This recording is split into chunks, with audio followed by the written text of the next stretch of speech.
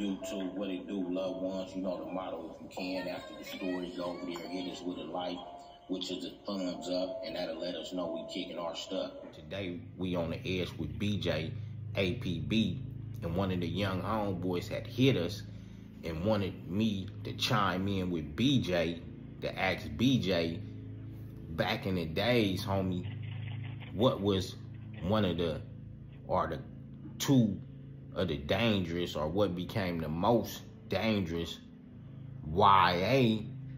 at them times, homie? Can you tell us what was a dangerous C.Y.A. before I dive in to a few questions? Well, to be truthful, all of them was dangerous, right? Not as dangerous as they got, but they were dangerous. And the reason they were dangerous was because everybody went through it. But to me, what was dangerous for the Bloods then was Preston. And the reason why was because Preston was like an all-Crip white, you know what I mean? Because it had the Northern Crips, and then you had the LA Crips, and you had Crips from everywhere else there. And it was hard for Bloods there because it wasn't what you done them there. And then when we did come, when you go out the kitchen, out the back, it's like a hill. And a lot of dudes used to go out there on that hill and fight. Cat was stronger than you and push you or throw you. You go down that hill, it's over with. So that's what made it like dangerous for us, you know what I mean? But other than that, the most dangerous was always YTS, which is in Chino, California. YTS was the dangerous one because it was for dudes that was 18 and over. And the reason it was dangerous because at that age, a lot of dudes wasn't playing fair, you know what I mean? If they got a hold to you, they got a hold to you. It was always a more mature crowd there, but it was like prison. It was more like prison. If something happened, it's going to get dangerous. Other than that, you had Paso, then you had Nellis. And Nellis was dangerous because Nellis was for the kids all the way up to 25. And if you stayed there over 18, more than likely you was in the sex offender program. And the sex offender program was also what made it dangerous because there was a lot of dudes that was in that sex offender program that had predatory behavior where they didn't care, you know what I mean? So that's what made Nellis mostly dangerous. What was it dangerous? The most dangerous one. Go ahead. No, I said, but the most dangerous one of them all was YTS. And before I dive into why YTS was so dangerous, what about the racial tension? What spot was more dangerous with racial tension, you would think, at them times? Well, see, at them times, a lot of racial stuff didn't really go on, man. It was like everybody tended to their own. Because at that time, like in the 80s, you had like the Mexicans, they handled their business. This call and or monitored and recorded. They had a lot of enemy stuff going on, so they focused on each other. And then the Bloods and Crips focused on each other. Now, every now and then, Mexicans and blacks might have got into it because sometimes you had counselors that would come in and jump up and try to move different races together. You know, like if somebody come off the bus, they'll try to move a black and a Mexican and cell together like they do in the SRCC. And the SRCC, they was doing that. And that used to cause problems because of the rules that the Mexicans had in play. You know, they had rules like all Southsiders got to get the bottom bunk, you know, if they had to stay with another race. That used to innocently start a problem because now a dude coming in your cell telling you got to get on the top bunk. So you know that's going to start a problem. Other than that, there wasn't really no racial tension in the 80s with blacks and Mexicans. It was mostly like once the 90s came. Once the 90s came, it just seemed like the Mexicans started putting their beefs to the side and just all came together and decided that one black do something wrong to a Mexican, they all gonna jump up. Right. And did you see the transition along with the blacks reach kind of them hostilities too? Like, you know, if they moving like this, we'll be prepared to move like this too. Did you see the uprise of that too a little bit before we dive into another question? Actually, to be truthful, it helped brought some of us together, because after motherfuckers, excuse my language, after we started getting into it, like with different races, it started like a lot of Bloods and Crips that already had respect for each other to get that bond as a family together and stop tripping with each other. It wasn't everybody, but it was a few that came together and just became tight friends, you know what I mean? Which led to us getting out, kicking it on the streets. One more thing, I want to double back and ask you, YTS. Why did YTS seem to hit your list as being the most dangerous type YA setting? Well, you know, when I was in YA, YTS was considered the Pelican Bay of the YAs at that time. Like how Pelican Bay was back in the days, how it was rocking and rolling. Right. TS was known for that. Right. And all the other YAs was like, I'm gonna give an example, like Ventura and even Nelson. They was more of YAs for like, if you want to get trades and skills up under your belt for the streets.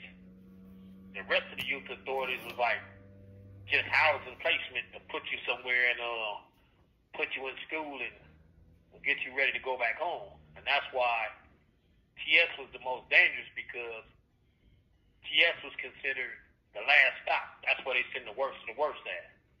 You know, TS was the place where you could run into anybody, you know, whether it was a North Avenue, whether it was a South Sider, whether it was a Blood and Crip from San Bernardino out of town. If he was there, you know 9 times out of 10 he was the worst of the worst, unless he just came from the county jail, or came from the juvenile hall system straight there. Because most of the time, TS was the place where they send everybody after you, the best up everywhere else. That was the last you stop. And that's what made it the most dangerous, because most of the people that couldn't go to the other YAs for messing up, they would send them to TS. So all the bad actors was at TS, you feel me? Right. And can I ask you a question? What was the attire in YTS back then? You know, what y'all was wearing? Oh, man, they had mostly one dress code. And that was the tan khakis with the gray sweatshirt. You know, and the t-shirts the sweatshirts would have like YTS on the back of them, or some type on the front, on the collar or something, you know what I mean? But other than that was the dress code mostly for like all the Ys, you know what I'm saying? And some gave you blue jeans, you know, instead of khakis, they gave you blue jeans and shit. Like blue tough skins. Right. Tough skins that went out of style. I guess they refurbished them and sent them through the Y system. Hey, what about the shoes? What kind of shoes was y'all wearing at them times in YTS? Oh, they gave you the Chucks. They gave you the Chucks. That's for sure, they gave you the Chucks. Right. Everybody had on Chucks if you didn't have nobody like sending you in shoes and stuff. Then certain jobs required boots, you know what I mean? But other than that, they gave you Chucks. Right. Somebody asked. Oh, for those. Yeah, go ahead. For those that don't know, let me explain it. Chucks is Chuck Taylor tennis shoes. So for those that probably listening, like wondering what is Chucks? Right. Did they have iron in YTS at that time? You talking about weights? Yeah. Or the other iron? No, weights. They had TS got a big weight program. You know, most of the time when you go to the backyard, in the back of the building, they had a little yard in the back of the building where you could go recreate at. Most of the time, that's where the weightlifting took place at. You know, they had a lot of weights. They had about, I would say about 600 pounds, because you know, with nobody there lifting over 600 or nothing. But Right. they had about a good 600 just in case you got strong on the squats, because there was people squatting 500-600 pounds, but there wasn't really nobody bench pressing that much. Right. To roll into a big one, somebody said, when did the Knifeplay enter the Y.A. system from your knowledge? Can you kind of recall when it kind of got dangerous with Knifeplay, and how did a lot of dudes get laced to enter the Y.A. to play with them knives and bring that into the equation of a lot of situations? I'm gonna be honest with you, like when those situations occurred back in the 80s, I don't recall like the YAs I was at. I'm gonna say I can't say speak for all of them, but I'm gonna say the places I was at those times, I never saw nobody using weaponry. You know what I mean? Right. Until the 90s. The Right. 90s when I went back on my violation. That's when my eyes was more open, because after you go to the county jail, you know why? You're a kid, so all you know is kid things. But once you go to that county jail, you learn the adult stuff.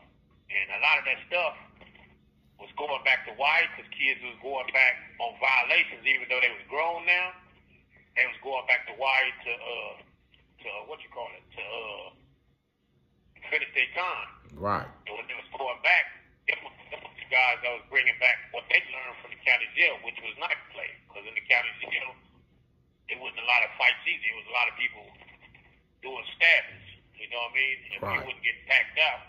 So a lot of dudes brought that behavior, what they learned in the county jail, back to the Y system.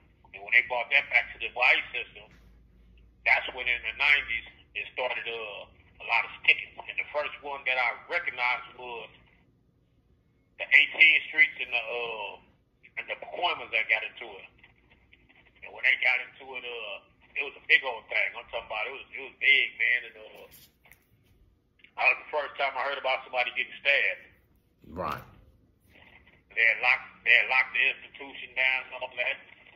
Shipped a few people out, and after that, you started noticing, like, you know, a lot of the Mexicans at the time had started, you know, bringing the Knifeplay in. And then a couple of brothers had started adapting, carrying weapons because of them.